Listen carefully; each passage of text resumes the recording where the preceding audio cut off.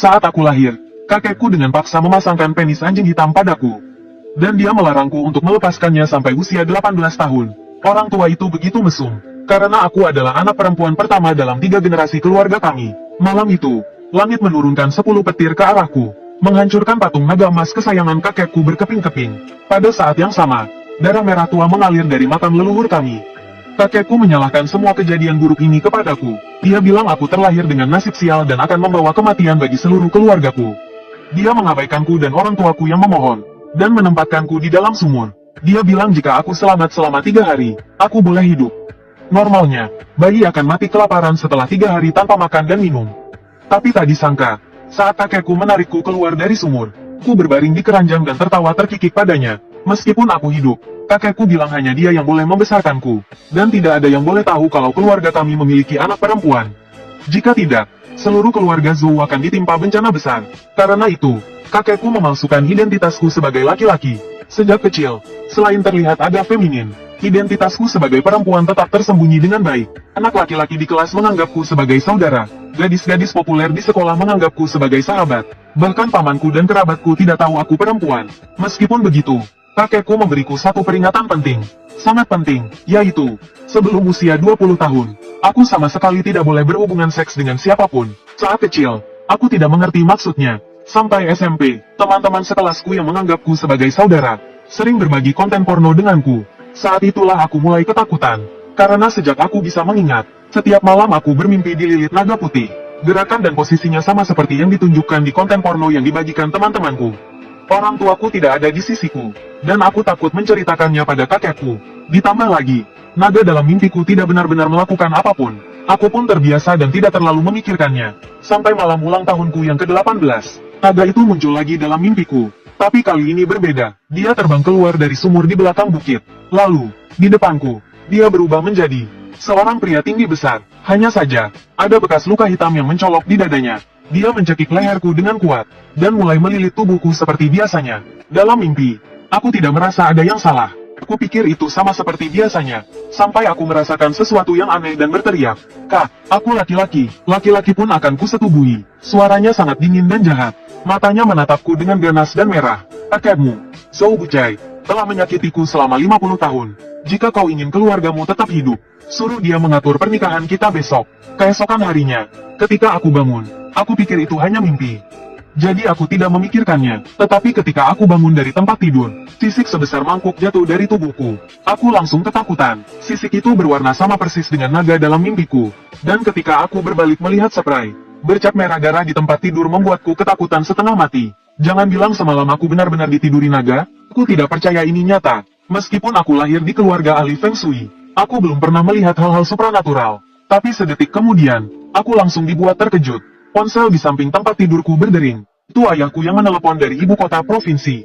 Dia bilang keluarga pamanku mengalami kecelakaan mobil saat liburan hari nasional. Saat ini, hidup atau matinya belum diketahui. Belum sampai 3 menit setelah aku menutup telepon, kakekku, yang sedang bercanda dengan seorang nenek di ujung desa, juga menelepon dengan tergesa-gesa. "Halo, Huan, paman keduamu dilaporkan menerima suap. Sekarang seluruh keluarganya telah ditangkap. Kudengar jika kasusnya serius, dia bisa dihukum mati. Cepat beritahu orang tuamu untuk pulang dan membicarakan ini." Hanya dalam beberapa menit, keluarga pamanku dan paman keduaku mengalami musibah. Teringat pesan kakek kepadaku, aku langsung panik. Pria itu tadi malam sudah tahu aku perempuan. Mungkinkah keluarga Zhou kita benar-benar akan berakhir? Untungnya, telepon kakek belum ditutup. Aku segera menceritakan kejadian tadi malam kepadanya. "Kakek, tadi malam ada seekor naga yang tahu aku perempuan. Dia juga bilang kakek harus menikahkanku dengannya hari ini. Kalau tidak, seluruh keluarga kita akan mati. Apa yang harus kita lakukan sekarang?" Aku sangat panik, tapi dari telepon, terdengar suara kakek yang kesal.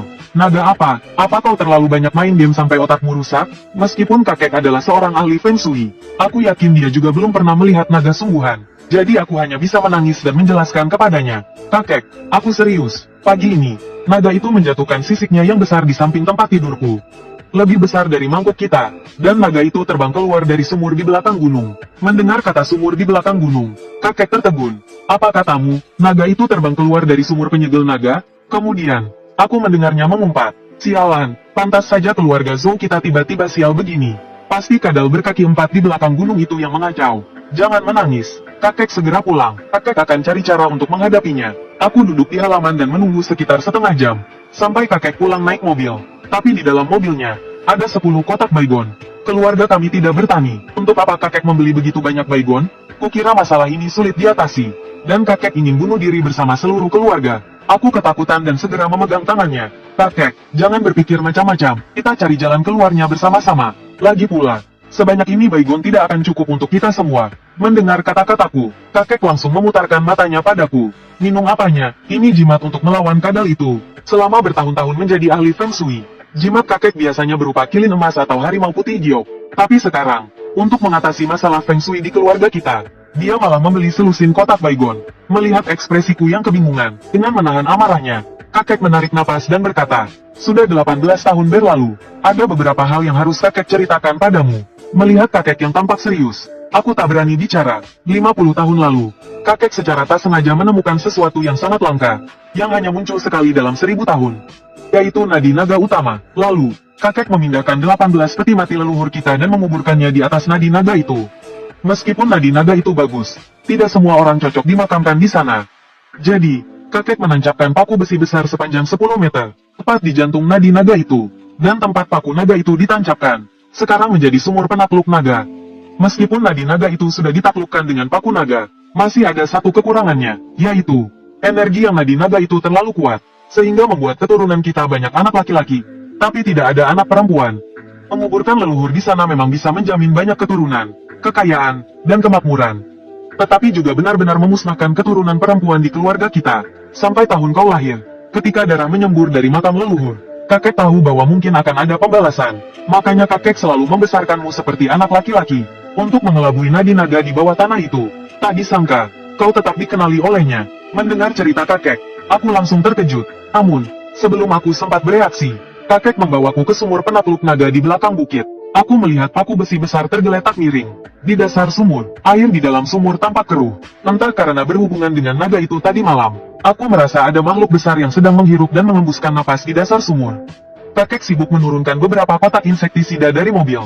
Melihatku berdiri diam di dekat sumur, kakek mengira aku bermalas-malasan dan menendang pantatku. Bocah nakal, ngapain bengong? Cepat bantu kakek, nyawa seluruh keluarga ada di tangan kita berdua. Tendangan kakek menyadarkanku. Namun, melihat tumpukan belasan kotak pestisida di dekat sumur, aku tak tahan bertanya pada kakek, apa insektisida ini benar-benar bisa meracuni makhluk di dalam sumur itu?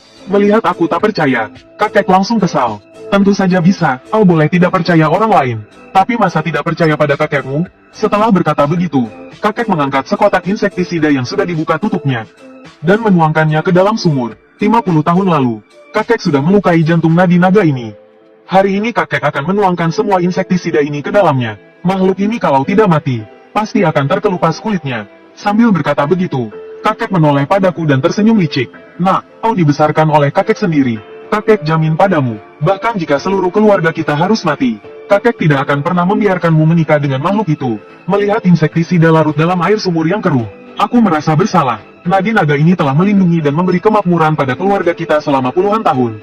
Tetapi sekarang demi hidup kita sendiri, kita harus membunuhnya. Keluarga kami benar-benar seperti kacang lupa kulitnya. Memikirkan hal itu, hati nuraniku merasa terbebani. Aku pun berdoa dalam hati. Selamat jalan, naga, di kehidupan selanjutnya. Aku akan menjadi sapi atau kudamu untuk membalas budimu. Namun, baru saja aku selesai berdoa, tiba-tiba terdengar tawa sinis yang familiar di telingaku. 10 tahun lalu, akulah yang menyelamatkan nyawamu. Tak disangka kau dan kakekmu malah ingin membunuhku. Kalian terlalu licik. Suara itu adalah suara pria yang datang menemuiku tadi malam. Aku ingin berteriak minta tolong pada kakek, tapi mulutku tak bisa terbuka. Suara itu masih berbisik di telingaku, tertawa dingin. Kalian tidak bisa membunuhku, tapi karena kakekmu tidak mau menikahkanmu denganku. Hukuman selanjutnya adalah akibat perbuatan kalian sendiri. Setelah mengatakan itu, suara itu menghilang dari telingaku. Aku segera memberitahu kakek tentang ancaman pria itu. Kakek, naga itu mendatangiku lagi. Dia bilang caramu menghadapinya tidak berguna, dan dia bilang akan menghukum kita. Kakek sedang sibuk membuka botol pestisida. Mendengar aku bilang dia tidak berguna, wajahnya menjadi gelap. Kau cari masalah, ya? Kau tidak tahu reputasiku? Kapan aku pernah gagal? Kalau kau tidak mau bekerja, minggir sana. Jangan merepotkanku, aku baru saja ingin menjelaskan. Tiba-tiba seorang nenek dari bawah gunung bergegas datang, dan berteriak pada kakek, Zhou Bucai, Jiang Sui, putramu. baru saja pulang, dan tiba-tiba meninggal karena kejang di depan rumahmu. Cepat pulang dan lihat." Aku langsung merasa seperti disambar petir. Karena Jiang Sui adalah nama ayahku, kakek sangat terkejut hingga hampir jatuh. Dia tidak peduli lagi dengan pestisida di lantai, dan segera menarikku pulang. Sesampainya di rumah, ayah sudah diangkat ke tempat tidur oleh tetangga. Kakek memeriksa napasnya dan mendapati ayah sudah tidak bernapas. Panik, dia memeriksa detak jantung ayah. Saat dia merasakan jantung ayah masih berdetak teratur, dia sedikit lega. "Kakek, apakah ayah masih bisa diselamatkan?" Aku sangat cemas hingga hampir menangis. Wajah kakek yang biasanya sombong, kini terlihat putus asa. Dia menyuruh para tetangga yang menonton untuk pulang, lalu bertanya padaku, "Tadi di gunung, kau bilang naga itu mengancammu?" Aku segera mengangguk pada kakek. "Iya, dia bilang akan menghukumku." Tak kusangka ayah tiba-tiba begini. Kukira kakek akan menganggap serius masalah ini dan membantuku, tapi dia malah mengeluarkan pipa rokoknya dengan wajah putus asa. Meskipun makhluk itu jelmaan dari nadi naga, dia benar-benar kejam. "Bagaimana kalau kau turuti saja permintaannya?" "Apa? Kukira aku salah dengar." "Kakek, bukankah tadi kau bilang tidak akan pernah mau aku menikah dengannya? Bagaimana kalau kita tunggu semalam lagi? Mungkin pestisida di sumur belum bekerja." Memikirkan harus menikah dengan naga, aku panik. "Cucuku, jika makhluk itu berani mengancammu, berarti pestisida itu sudah tidak mempan lagi." Kakek sudah menekan nadi naga ini selama 50 tahun. Itu sudah batasnya. Sambil berkata begitu, dia mulai memukuli dadanya. "Kakek tidak berguna, kakek ini sampah. Kau juga tahu aku tidak pernah menepati janjiku." Melihatnya merendahkan diri sendiri untuk menghindari tanggung jawab, aku benar-benar tidak habis pikir. Tapi aku masih belum menyerah dan bertanya pada kakek, "Bagaimana kalau kita mencari ahli Feng Shui yang lebih hebat untuk menghadapinya?" Kakek menghela nafas. Tidak ada yang lebih hebat dari kakek di beberapa provinsi sekitar sini. Dan dalam kondisi ayahmu ini, paling lama dia hanya bertahan 2 jam. Kalaupun ada, sudah terlambat. Mungkin karena takut aku tidak mau, kakek mulai membujukku. Menikah dengan naga itu tidak buruk. Lagi pula, kakek juga pernah melihat naga itu. Tinggi dan tampan, cocok untukmu. Tapi apa gunanya dia tampan? Dia bukan manusia, kau kurang wawasan. Naga di zaman dulu adalah makhluk pembawa keberuntungan. Katanya, hanya dengan mengubur leluhur di dekatnya, kita bisa kaya dan makmur. Jika kau menikah dengannya, kau pasti akan sangat beruntung. Lagi pula, sekarang banyak pria brengsek di luar sana. Nanti saat kau memilih suami, kau tidak akan menemukan pria sebaik ini. Tapi, aku masih ingin bicara. Tapi kakek melambaikan tangannya dengan tidak sabar dan berkata, "Kalau kau tidak setuju, ya sudah. Lagi pula, ayahmu juga tidak punya banyak waktu lagi. Paling-paling kita semua ikut menguburmu. Sekalian mati bersama. Bisa bertemu Raja Yama bersama-sama." Aku melihat ayahku yang terbaring di tempat tidur, hampir mati. Aku hanya bisa pasrah dan setuju. Tapi semua orang tahu aku laki-laki. Sekarang aku tiba-tiba harus menikah. Bagaimana aku bisa menghadapi orang-orang yang kukenal nanti? Terutama teman-temanku yang sudah kukenal sejak kecil. Aku bahkan tahu ukuran anu mereka. Jika mereka tahu aku perempuan, mereka pasti akan membunuhku. Mendengar aku setuju, kakek langsung bersemangat.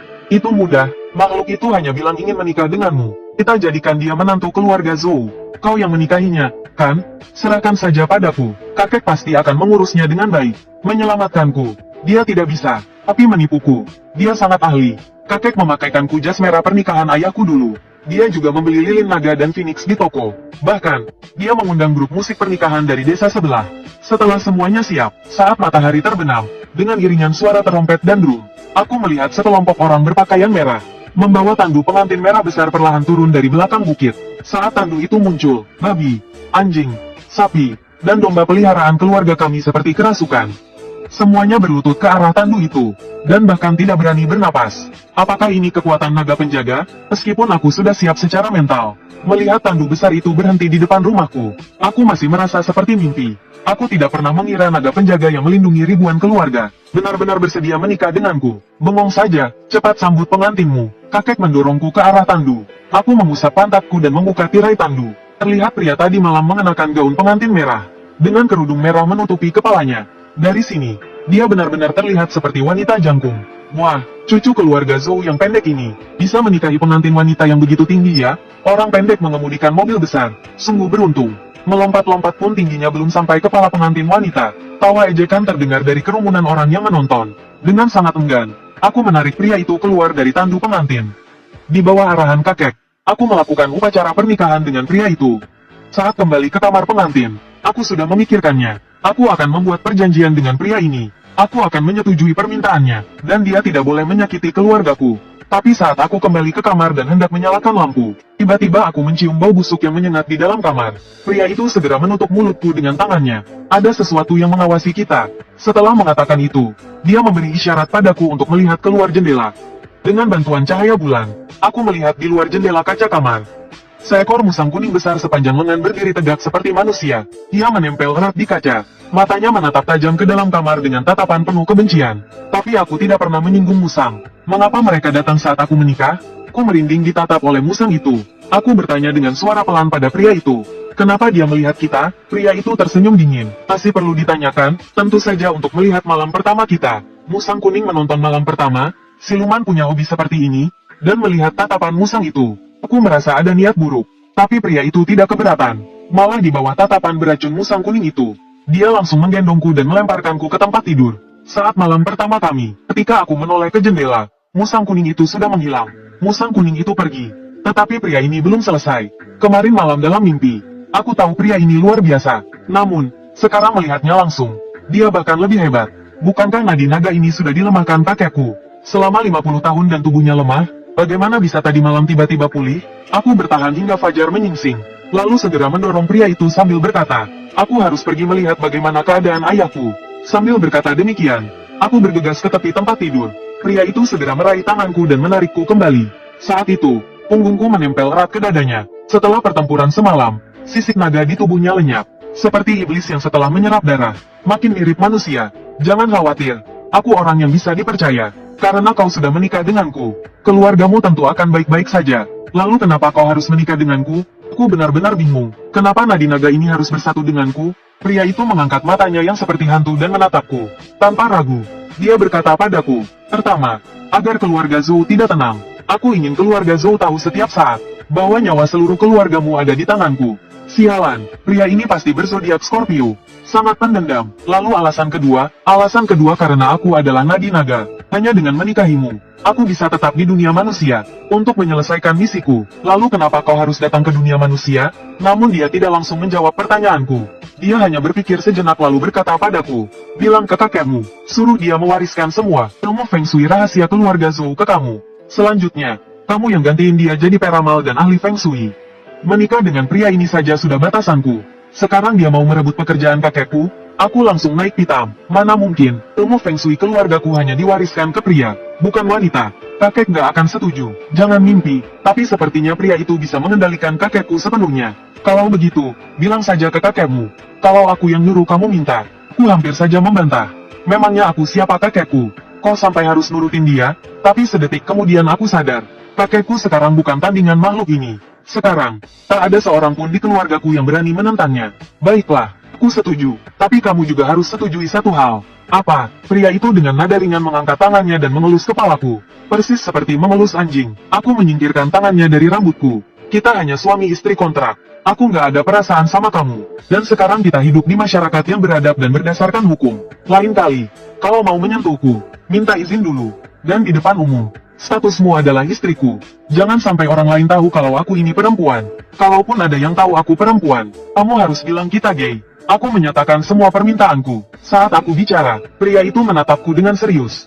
Kukira dia mendengarkan ucapanku. Lagi pula, naga bumi beda dengan siluman biasa. Aku bahkan sudah memikirkan untuk hidup berdampingan dengan pria ini. Tapi sedetik kemudian dia malah tersenyum dan berkata, kamu belum pantas mengajukan banyak permintaan padaku. Tapi kalau kamu berperan baik di ranjang, mungkin aku bisa mengabulkan beberapa permintaanmu. Tidak perlu. Aku segera mendorong pria itu dan kabur.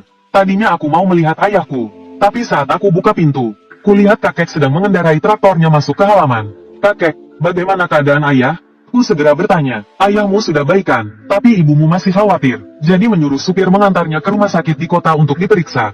Tadi pagi aku lihat kamu dan cucu menantuku masih tidur. Jadi aku nggak ganggu. Sambil berkata begitu, kakek tersenyum nakal padaku. Bagaimana performa cucu menantuku semalam? Aku sedang kesal. Kakek malah semakin memanas-manasiku. Paman dan bibi juga pasti baik-baik saja. Penderitaanku ditindas naga jahat ini tidak sia-sia. Perasaanku sedikit lebih baik. Lalu aku menyampaikan pesan naga itu kepada kakek. Kakek, aku mau mewarisi ilmumu. Selanjutnya, aku yang akan menggantikanmu melihat Feng Shui. Seperti dugaanku, begitu mendengar permintaanku, dia langsung marah. Pagi-pagi begini, mimpi apa kau? Bajingan mana yang memberimu ide seperti ini? Kau kan bukan laki-laki. Takut ilmu Feng Shui keluarga Zhou hanya diturunkan pada laki-laki. Naga itu yang bilang. Aku memotong ucapan kakek. Apa? Kakek terdiam sejenak. Lalu, dia langsung tersenyum manis padaku. Oh, jadi Tuan Ao yang menyuruhnya? Kenapa tidak bilang dari tadi? Tidak masalah. Selama itu perintah Tuan Ao. Kakek pasti akan melakukannya. Kalau kau mau belajar, kakek akan berikan semua buku koleksi keluarga padamu.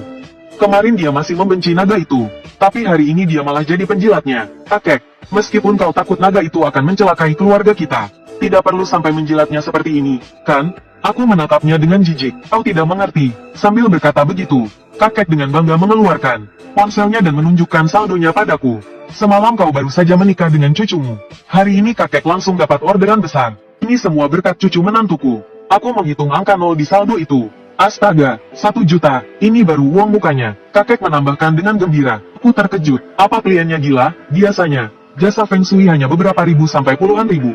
Bahkan untuk ahli seperti kakek, mendapatkan beberapa orderan ratusan ribu setahun.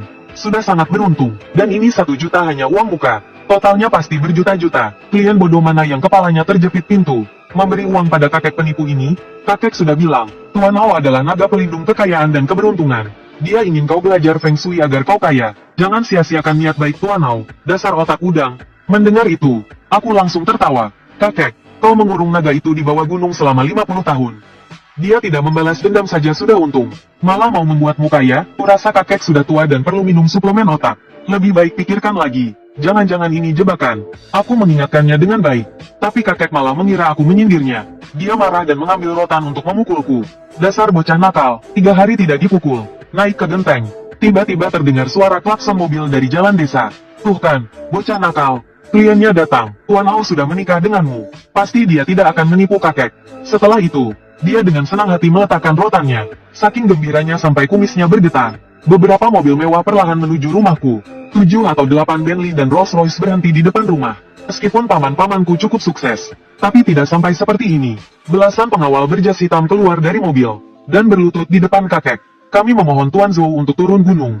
Selamatkan keluarga gua kita dari kesulitan ini. Di tengah suara yang menggelegar ini, seorang kakek-kakek berwibawa berjalan mendekati kakek. Namun, di balik kewibawaannya terpancar aura kematian yang memudar. Petik terbalik, petik terbalik, petik terbalik.